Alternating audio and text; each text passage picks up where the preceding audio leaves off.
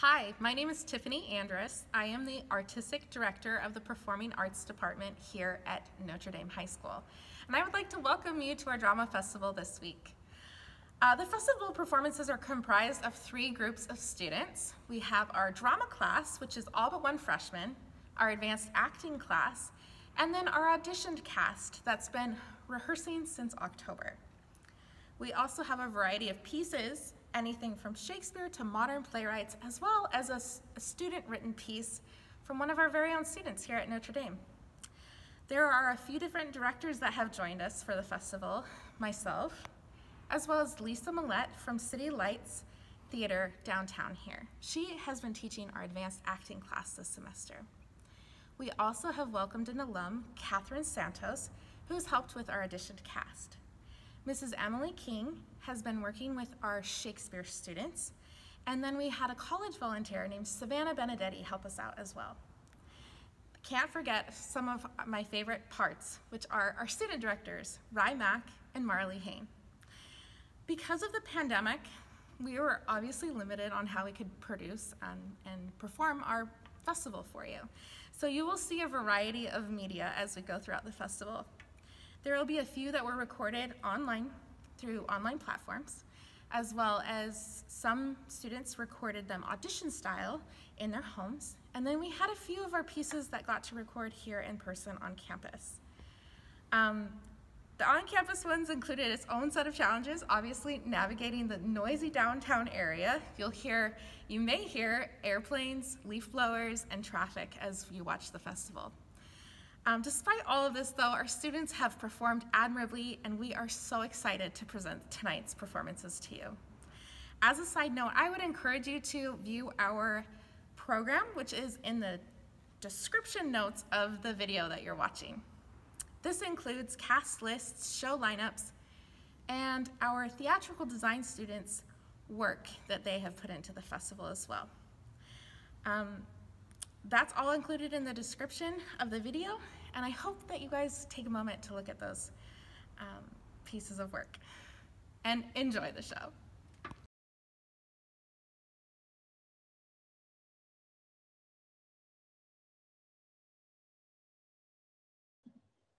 Shelby? Mama? Where is everybody? I thought you weren't coming to town till after lunch. We got an early start because of the traffic. We wanted to drop in on Jackson's parents on the way down here. What a treat. And you have to catch them early. On Saturdays, they leave the house at the crack of dawn to start hunting little furry creatures. Oh, you must not have visited long. We didn't. I could tell they were anxious to start killing things. We stopped by the house first. Nobody was there. Where's Truby? She and Annelle are out back sticking pennies in the fuse box. They decorated that little tree, and when I plugged it in, all the lights blew out. What are those things? Red plastic poinsettia earrings. They're a gift from Annelle. She has discovered the wonderful world of arts and crafts. Are Tommy and Jonathan home yet? Yes. Jonathan got home yesterday morning. He loves his classes, and it's all he can talk about. But I think the main thing architecture school has taught him is how much he should hate his parents' house. Tommy arrived last night and immediately started terrorizing your father. It's nice having the family home for Christmas. Some things never change. And how are you, honey? I'm so good, Mama. Just great. You're looking well. Is Jackson at the house? No, you know how twitchy he gets. I sent him looking for stocking stuffers. Good thing.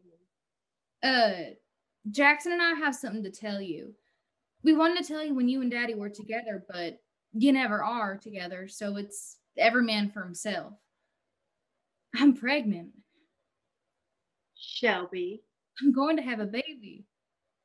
I realize that.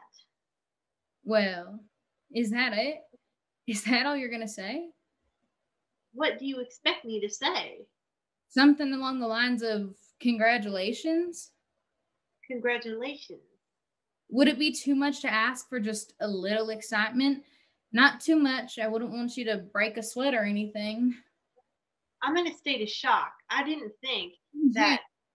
Oh, Mama, you have to help me plan. We're going to get a new house. Jackson and I are going house hunting next week. Jackson loves to hunt for anything. What does Jackson have to say about this? Oh, he's very excited. He says he doesn't care whether it's a boy or a girl, but I know he really wants a son so bad he can taste it. He's so cute about the whole thing. It's all he can talk about. Jackson Larchie Jr. But does he ever listen? I mean, when doctors and specialists give you advice, I know you don't listen, but does he? I guess since he doesn't have to carry the baby, it doesn't really concern him. Mama, don't be mad. I couldn't bear it if you were. It's Christmas. I'm not mad, Shelby. This is just hard. I thought, I don't know. Mama, I want a child. What about the adoption proceedings? You have filed so many applications. Mama, it didn't take us long to see the handwriting on the wall. No judge is going to give a baby to someone with my medical track record. Jackson even put out feelers about buying one. People do it all the time. Listen to me. I want a child of my own. I think it would help things a lot. I see. Mama, I know. Don't think I haven't thought this through. You can't live a life if all you do is worry. You worry too much. In some ways, it's a comfort to me. I never worry because I know you're worrying enough for the both of us. Jackson and I have given this a lot of thought. Has he really? There's a first time for everything. Don't start on Jackson. Shelby, your poor body has been through so much. Why do you deliberately want to Mama, do? Diabetics have healthy babies all the time. You are special, Shelby. There are limits to what you can do. Mama, listen, I have it all planned. I'm going to be very careful. And this time next year, I'm going to be bringing your healthy grandbaby to the Christmas festival. No one is going to be hurt or disappointed or even inconvenienced. Least of all Jackson, I'm sure. You're jealous because you no longer have any say-so in what I do. And that drives you up the wall. You're ready to spit nails because you can't call the shots. I did not raise my daughter to talk to me this way. Yes, you did. Whenever any of us asked you what you wanted us to be when we grew up, what did you say? Shelby, I'm not in the mood to play games. What did you say? Just tell me what you said. Answer me. I said all I wanted was for you to be happy. Okay. And the thing that'll make me happy is to have a baby. If I could adopt one, I would, but I can't. I'm going to have a baby. I wish you would be happy too. I don't know what I wish. Mama, I don't know why you have to make everything so difficult. I look at having this baby as the opportunity of a lifetime. Sure, there may be some risk involved, but that's true for everybody. But you get through it and life goes on. And when it's all said and done, there'll be a little piece of immortality. With Jackson's looks and my sense of style, I hope. Mama, please, I need your support.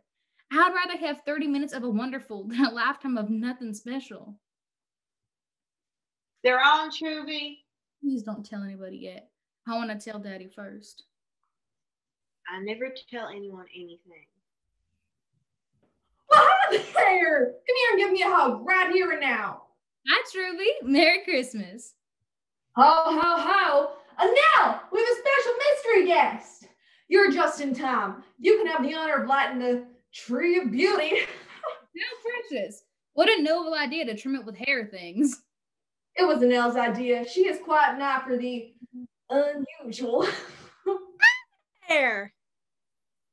And now, you did all this? Guilty. Truby turned over the decoration responsibility to me, and what can I say? I like themes. So I went down to the Baptist Book Church down in Trevor Point last month. They had mismatched manger scenes at incredibly low prices. Cleaned them all out of baby Jesuses, which Truby's husband helped me modify into ornaments. Very simple. Tiny white lights, baby Jesuses, and spoolies.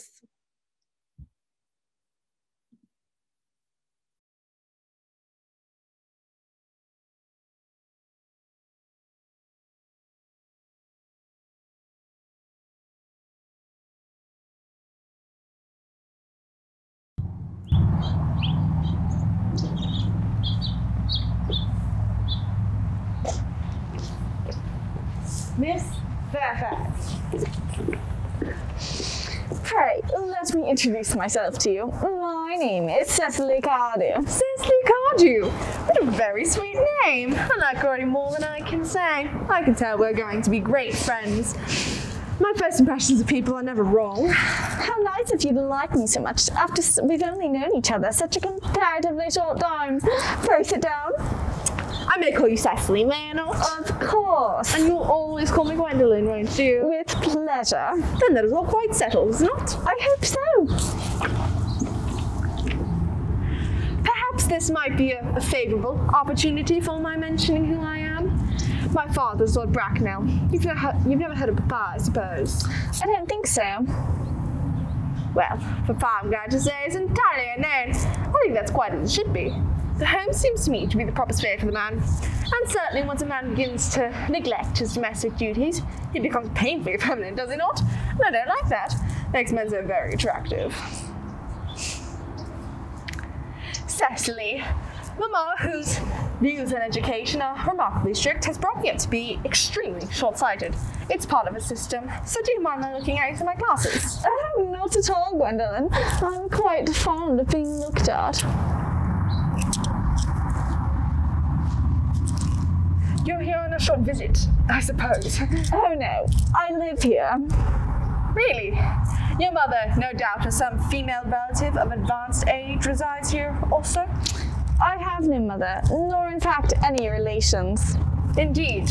My dear guardian, with the assistance of Miss Prism, has the arduous task of looking after me. Your guardian? Yes, I'm Mr. Worthing's ward. Oh, it's strange. He never mentioned to me that he'd a ward. How secretive of him. He grows more interesting hourly. I'm not sure, however, that the news inspires me with feelings of unmixed delight. I'm very fond of you, Cecily. I've liked you ever since I met you. But I'm bound to state that now that I know that you're Mr. Worthing's ward, I could not help expressing a wish that you were, well, just a little older than you seem to be, and not quite so very alluring in appearance. In fact, if I may speak candidly. I do. I believe that whenever anyone has anything unpleasant to say, one should always be quite candid. Well, to speak with perfect candor, Cecily, I wish that you were fully 42 and more than usually plain for your age. Ernest has a strong, upright nature. He's the very soul of truth and honour. Disloyalty would be impossible to him as deception. But even men with the noblest possible moral character can be extremely susceptible to the physical charms of others. Modern, no less than ancient history, provides us with many of the most painful examples of what I refer to. If it were not so, indeed, history would be quite unreadable. I beg your pardon. Gwendolyn, did you say Ernest? Yes. But it's not Mr. Ernest Worthing who's my guardian. It's his brother, his elder brother. Ernest never mentioned to me that he had a brother. I'm sorry to say they haven't been on good terms for a very long time. Ah, that accounts for it.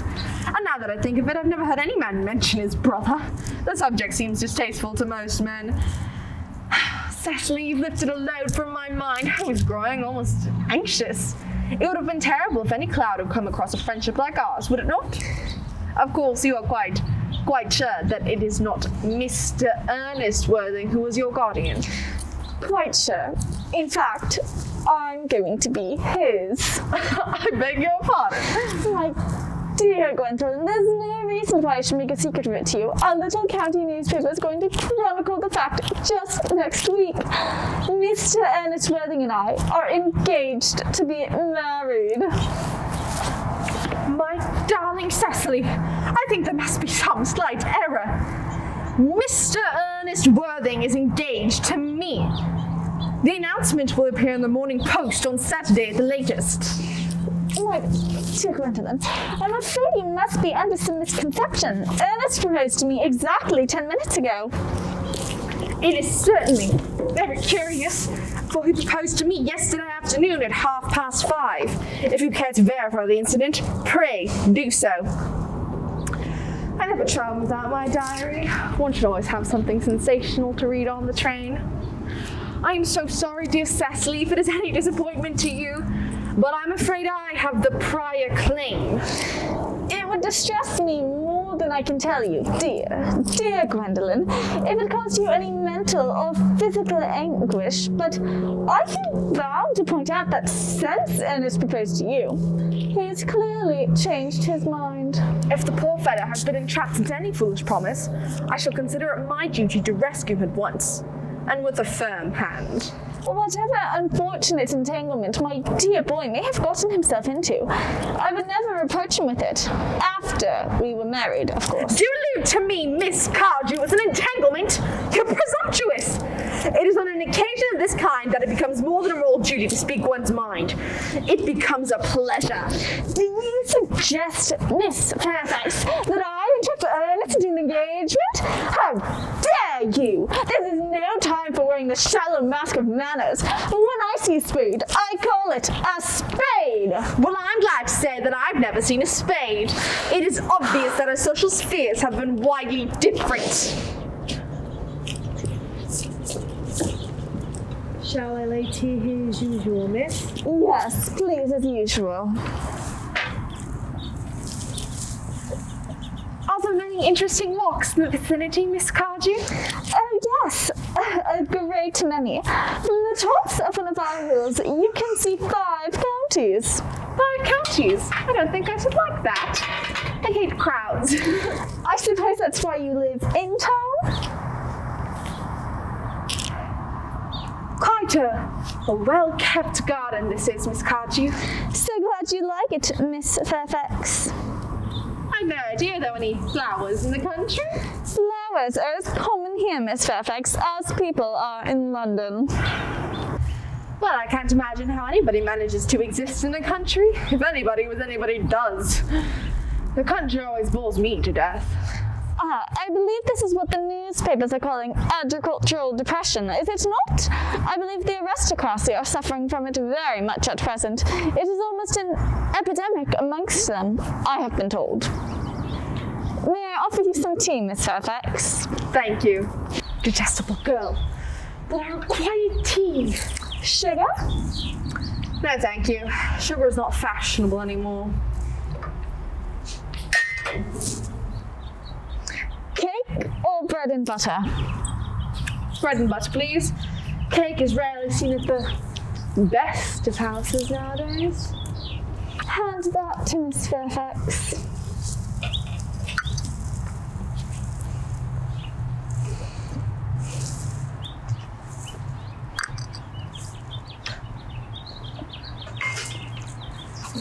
You filled my tea with lumps of sugar, and though I asked most distinctly for bread and butter, you have given me cake. Now I am known for the gentleness of my disposition and the extraordinary sweetness of my nature, but I warn you, Miss Cardew, you may go too far. To save my poor, innocent, trusting boy from the machinations of any other girl, there are no lengths to which I would not go. From the moment I saw you, I distrusted you. I felt that you were false and deceitful. I have never deceived in such matters. My first impressions of people are invariably right. It seems to me, Miss Fairfax, that I am trespassing on your valuable time. No doubt you have many other similar calls of character to make in the neighborhood. Ha!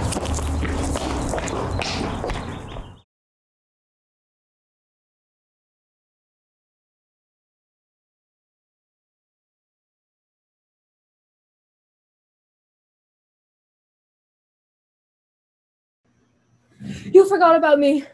Elizabeth? Lizzie, it's all right. Shh, it's all right. Shh. I'm awake. Another one? I'm worried about you. Nothing, it was nothing. Was it him again? I don't want to talk about it. Elizabeth? Anna? No, ma'am, I worry. You won't talk to me. Me? You don't tell me anything about him, except that I have his eyes. He was a merchant, I told you that. He wanted to be a businessman, I told you that too. Lizzie, there's nothing new to tell you. I've told you the story 100 times. That's all it is to you, a story. No, it isn't, Lizzie. Every time I look into your eyes and see a piece of him, I smile and thank God for that moment with that man that gave me you. I want you to be so much more than I am, than I'll ever be. But you and Miss Margaret, you give bread to all those kids that have nobody nowhere to call home. No, Lizzie, you made us aware, even though you were sneaking bread out from under our noses. But it was just going to be thrown away. Hey, Sassy Pants, I'm not scolding you. I'm just trying to tell you I'm proud of you. Those kids, They're fun. they're lucky. Lucky? They have you. Did you love him? Yes, I loved him very much. Did he love you? Yes, he wrote me poetry. He did love me, but he loved himself more. And me? And you. I love you. I love you too. I'm pretty lucky, too. I've got to get to the shop before Miss Margaret busts her bloomers. You better be there shortly. Here. Now skedaddle. Stay out of trouble. Ma. Be the light, my sweet girl.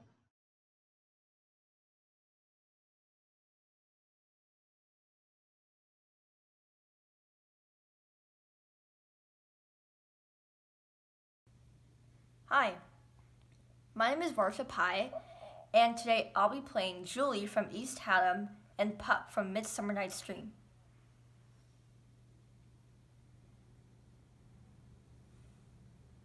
Okay, settle down. The bell rang. Get in your seats. Okay, so for homework last night, you had to read the rest of Romeo and Juliet. So, what do you think? Yes, Tim. I see. Does anyone agree with Tim's stupid opinion? No? Who else thinks something? Corolla? Interesting. I mean, for me, the question isn't, is it love or not? But does love even exist? Mackenzie? Uh-huh. Right. Yeah. Okay. Except what if that's not love either? What if there is no such thing? I don't care if your grandparents spent their entire lives together. I mean, what else were they going to do? Do any of us really have options? I mean, Romeo and Juliet, right? They're like 13. They can boink and call it love because who else is around? I mean, how big is Shakespeare's Verona? And of course, go for the guy your parents hate. Because dangerous is exciting. And maybe sex and danger can feel like love. I get that. I do. But don't tell me love exists. Thou speak'st aright. I am that merry wanderer of the night. I jest to Oberon and make him smile, when I, a fat and bean-fed horse, beguile naked likeness of a filly foal. And sometime lurk I in a gossip's bowl, in very likeness of a roasted crab. And when she drinks, against her lips I bob, and on her weather dewlap pour the ale. The wisest ant telling the saddest tale, some 5 or 3 foot stool mistaketh me. Then slip I from her bum, down topples she, and Taylor cries and falls into a cough. And then the whole choir hold their hips and laugh, and waxen in their mirth, and knees and swear. A merrier hour was never wasted there. But room fairy, here comes Oberon.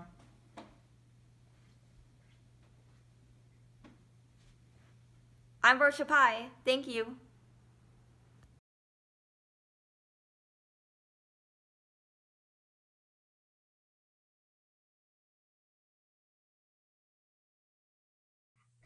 Hi, my name is Karen Manning, and I'll be playing Rosalind from As You Like It and Catherine from Proof by David Auburn.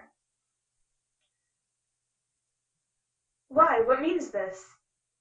Why do you look on me? I see no more in you than in the ordinary of nature's sail work. Odds my little life, I think she means to tangle my eyes too. No faith, proud mistress, hope not after it. 'Tis not your inky brows, your black silk hair, your bugle eyeballs, nor your cheek of cream that can entame my spirit to your worship. You foolish shepherd, wherefore do you follow her? Like foggy south, puffing with wind and rain? You are 1,000 times a proper man than she a woman. 'Tis such fools as you that make the world full of ill-favored children. 'Tis not her glass, but you that flatters her. And out of you she sees herself more proper than any of her lineaments can show her. But mistress, know yourself. Down on your knees and thank heaven, fasting for a good man's love.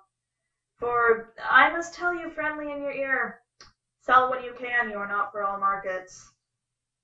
Cry the man mercy, love him, take his offer. Foul is most foul, being foul to be a scoffer. So take her to thee, shepherd. Fare you well. I lived with him. I spent my life with him. I fed him, talked to him, tried to listen when he talked to people who weren't there.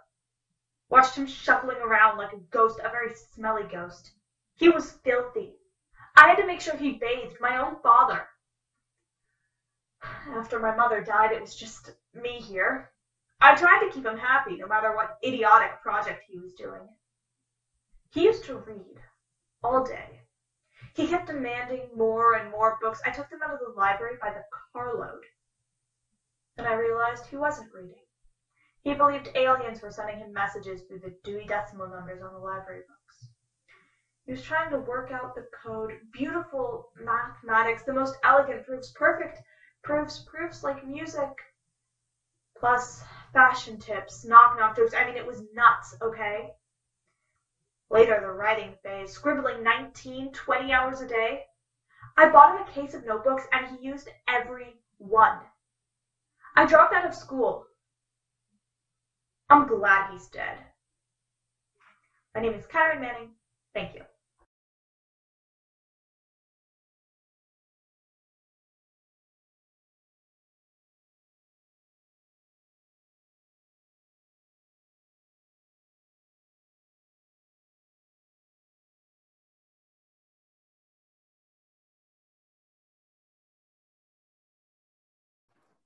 You should have seen it, Grace. The church was filled with flowers. Lilies and carnations and orchids. You know how Amelia loved orchids. They weren't orchids. They were orchids, Irene. Flags. Orchids. I know an orchid when I see one. And that smell, Grace, that smell. What was that smell? It was like Flowers? like heaven. I was gonna say it was like heaven. Like heaven? Catherine, it was just a funeral. You make it out like it was some Valentino picture. It wasn't just a funeral. It was Amelia's. And it was beautiful. You should have seen it. The church was like the botanical gardens. And the company sent a big spray of flowers too. Carnations. Mums. Yellow carnations. Those were mums. Well, it sounds like a nice service anyhow. Girls, the whistle's already gone. Now then, I've received new instructions this day. We're going back to the old way of pointing the brushes. We was losing too much paint on the cloth. But Yes, Grace? Something you wish to say? Dr. Von Sakaki told me not to do that. He said it's unsanitary. Unsanitary? Well, I can't hardly believe he'd say such a thing. We've been doing this as long as I've been here. You must have misunderstood him. Yes, ma'am. And you're not to get new brushes until you're done with the old, and they gotta be so bad they can't get a point no more. You can't make quota like that. Well, you'll do your best then, since I have my instructions. I need a new brush.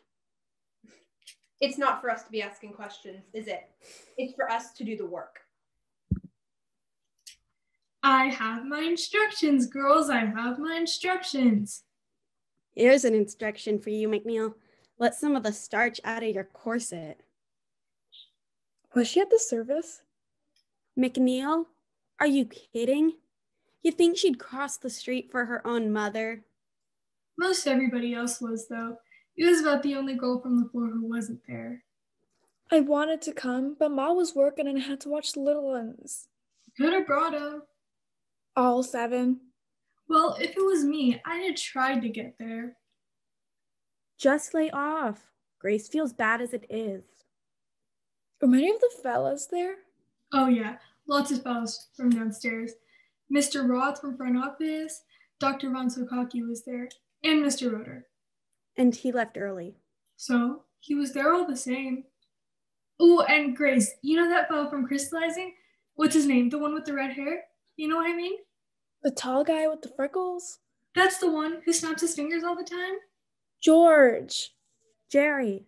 I think it is George. It's Jerry. Jerry Mallon. He's the one who was always talking to Amelia in the day room. Oh, that's right, Grace. When the mass was over, he goes over the coffin, and he goes like this. Like this, he goes.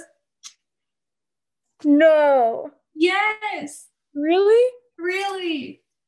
Oh, for pity's sake. Well, he did. Nobody could believe it.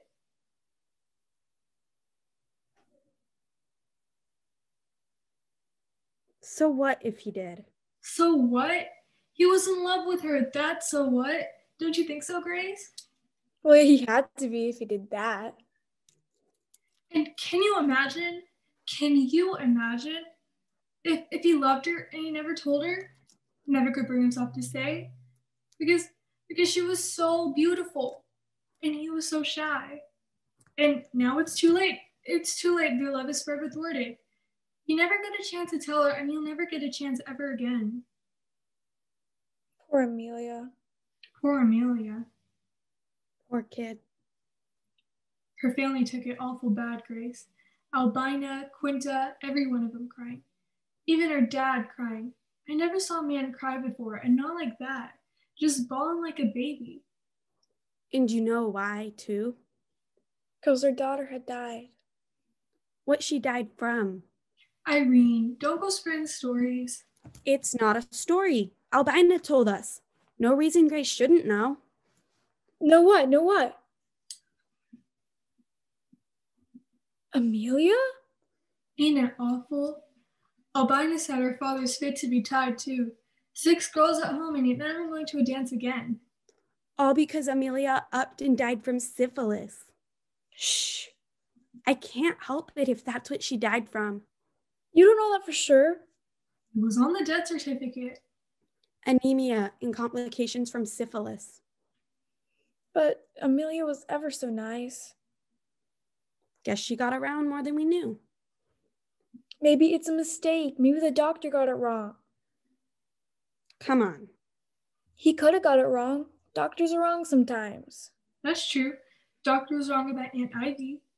What's Mama got to do with it? Don't you remember, Irene? Up to the day she had died, doctor said Aunt Ivy would be fine. Said, take a cup of tea, get a good night's rest. And 2 days later, he was taking her to Rosedale Cemetery.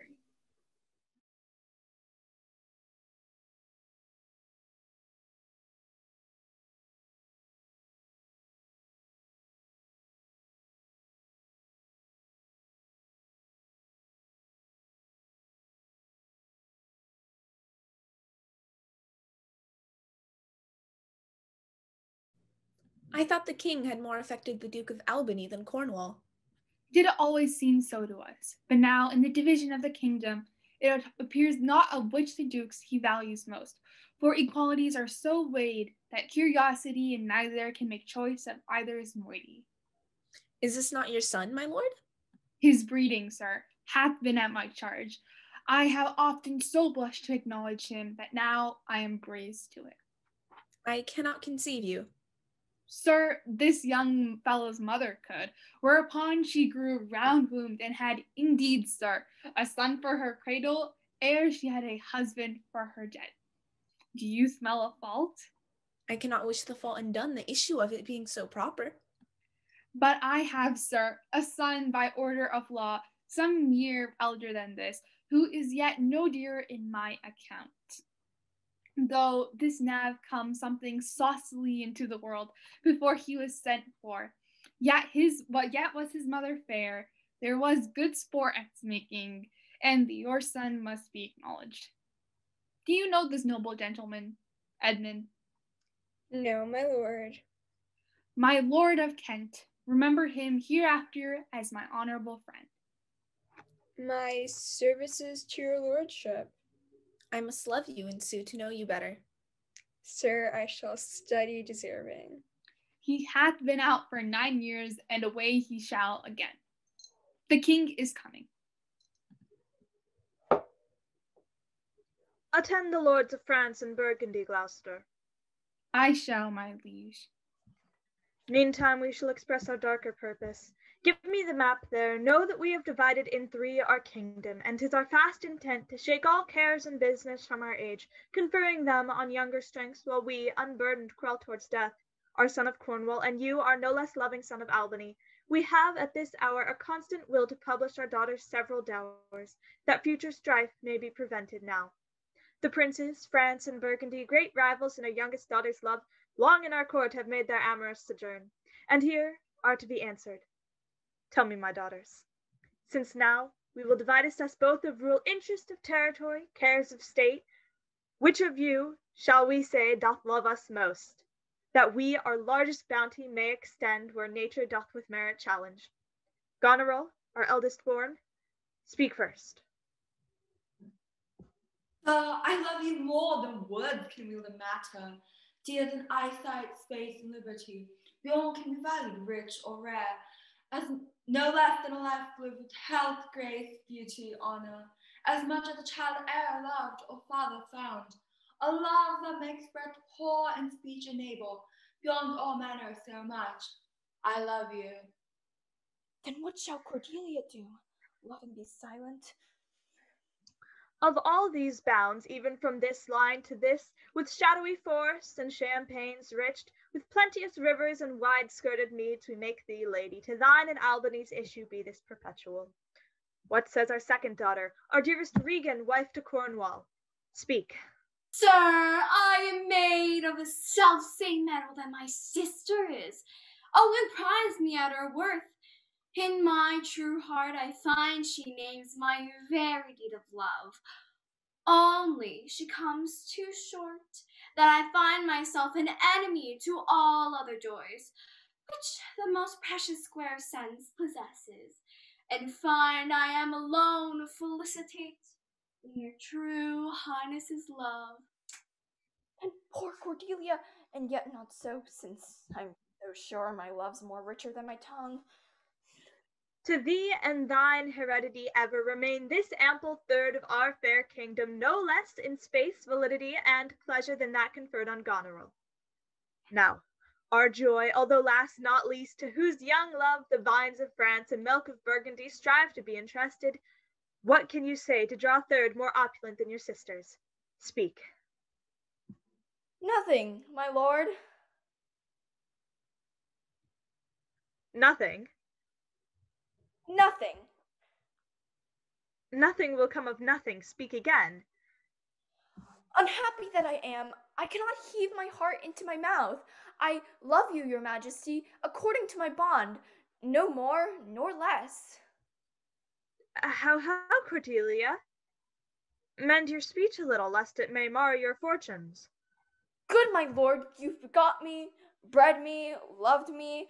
I return those duties as are right fit, obey you, love you, and most honor you. Why have my sisters husbands if they say they love you all? Happily when I shall wed, the lord whose hand must take my plight shall carry half my love with him, half my care and duty. Of course, I'll never marry like my sisters, to love my father all. But goes thy heart with this? Aye, good my lord. So young and so untender? So young, my lord, and true. Let it be so. Thy truth then be thy dower. For by the sacred radiance of the sun, the mysteries of Hecate and the night, by all operations of the orbs from whom we do exist and cease to be, here I disclaim all my paternal care, propinquity and property of blood, as a stranger to my heart and me. Hold thee from this forever. The barbarous sky then, or he who makes his generation mess to gorge his appetite shall to my bosom be as well neighbored, pitied, and relieved as thou my sometime daughter. Good, my liege. Peace, Kent, come not between the dragon and his wrath. I loved her most, and thought to set my rest on her kind nursery. Hence, and avoid my sight, so be my grave my pieces, here I give her father's heart from her. Call France, who stirs? Call Burgundy, Cornwall, and Albany. With my 2 daughters' dowers digest this third. Let pride, which she called plainness, marry her. I do invest you jointly with my power, preeminence, and all the large effects that troop with majesty.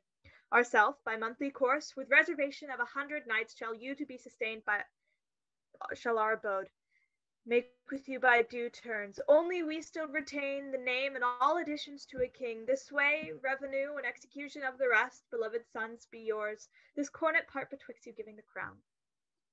Royal Lear, whom I have ever honored as my king, loved as my father, as my master followed, as my great patron thought on in my prayers. The bow is bent and drawn, make from the shaft. Let it fall, rather though the fork invade the region of my heart. Be Kent unmannerly when Lear is mad. What wilt thou do, old man? Thinkest thou that duty shall have dread to speak when power to flattery bows? To plainness honor's bound when majesty stoops to folly. Reverse thy doom, and in thy best consideration check this hideous rashness. Answer my life, my judgment. Thy youngest daughter does not love thee least, nor are those empty-hearted whose low sound reverbs no hollowness. Kent, on thy life, no more. My life I never held but as a pawn to wage against thy enemies, nor fear to lose it, thy safety being the motive. Out of my sight. Be better, Lear, and let me still remain the true blank of thine eye. Now by Apollo. Now by Apollo, king, thou swearest thy gods in vain. O vassal, miscreant! You, kill thy physician, and the fee bestow upon thy foul disease. Revoke thy doom, or whilst I can vent clamour from my throat, I'll tell thee thou dost evil. Hear me, recreant. On thine allegiance hear me, since thou hast sought to make us break our vow, which we durst never yet, and with sustained pride to come between our sentence and our power, which nor our nature nor our place can bear. Our potency made good, take thy reward. 5 days we do allot thee, for provisions to shield thee from diseases of this world, and on the 6th to turn thy hated back upon our kingdom. If on the 10th day following thy banished trunk be found in our dominions, the moment is thy death. Away, by Jupiter, this shall not be revoked. Fare thee well, king. Sis thou wilt appear. Freedom lives hence, and banishment is here. The gods to their dear shelter take thee, maid, that justly thinkest and hast most rightly said. In your large speeches may your deeds approve, that good effects may spring from words of love. Thus Kent, O princes, bids you all adieu. He'll shape his old course in a country new.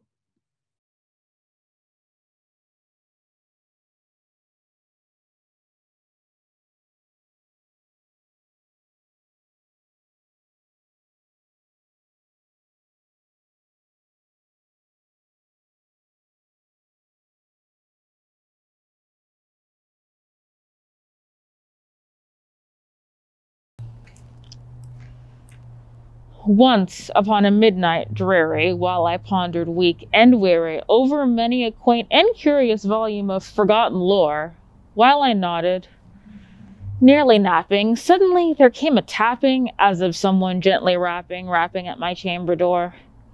"'Tis some visitor," I muttered, tapping at my chamber door, "only this and nothing more." Distinctly I remember, it was in the bleak December, and each separate dying ember wrought its ghost upon the floor. Eagerly I wished the morrow, vainly I had sought to borrow from my books surcease of sorrow, sorrow for the lost Lenore, for the rare and radiant maiden whom the angels named Lenore, nameless here forevermore. And the silken, sad, uncertain rustling of each purple curtain thrilled me, filled me with fantastic terrors never felt before, so that now, to still the beating of my heart, I stood repeating, "'Tis some visitor entreating entrance at my chamber door, some late visitor entreating entrance at my chamber door. This it is, and nothing more." But the rapping just grew stronger, hesitating there no longer. "Sir," said I, "or madam, truly your forgiveness I implore, but the fact is I was napping, and so gently you came rapping, and so faintly you came tapping at my chamber door that I scarce was sure I heard you. Here I opened wide the door, darkness there, and nothing more."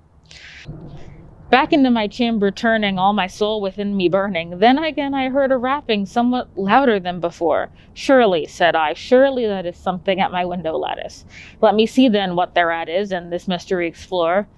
Let my heart be still a moment, and this mystery explore. 'Tis the wind and nothing more.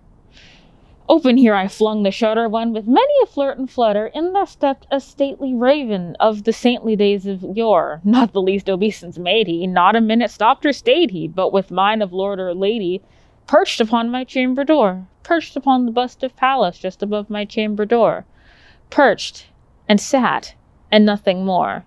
Then this ebony bird beguiling my sad fancy into smiling with the grave and stern decorum of the countenance it wore. Though thy crest be shorn and shaven, thou, said I, art sure no craven, ghastly, grim, and ancient raven, wandering from the nightly shore. Tell me what thy lordly name is on the night's Plutonian shore. Quoth the raven, nevermore.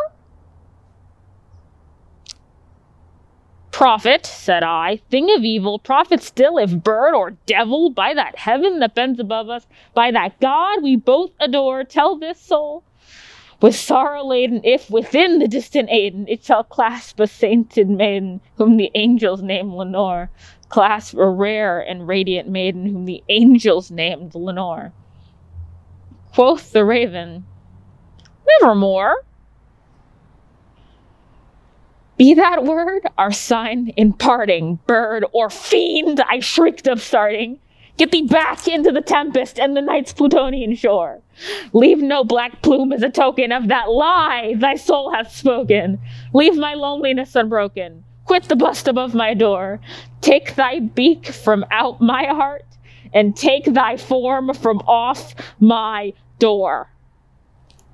Quoth the raven, nevermore. And that raven, never flitting, still is sitting, still is sitting on that pallid bust of Pallas just above my chamber door. And his eyes have all the seeming of a demon's that is dreaming, and the lamplight o'er him streaming throws his shadow on the floor. And my soul, from out that shadow that lies floating on the floor, shall be lifted nevermore.